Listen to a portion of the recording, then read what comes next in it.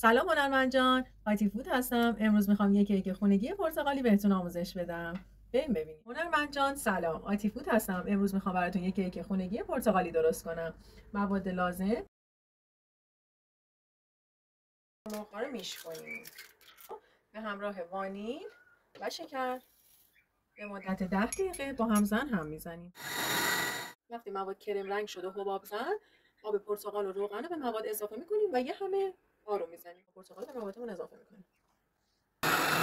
4 لیوان روغن هم به موادمون اضافه میکنیم.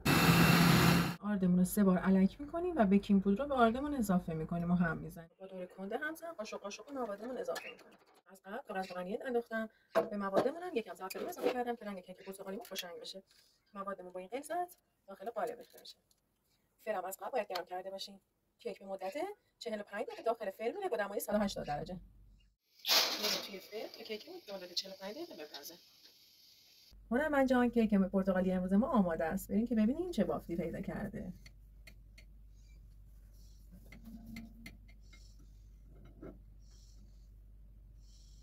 بافت بسیار پنبه عالی پیدا کرده. نوش جان.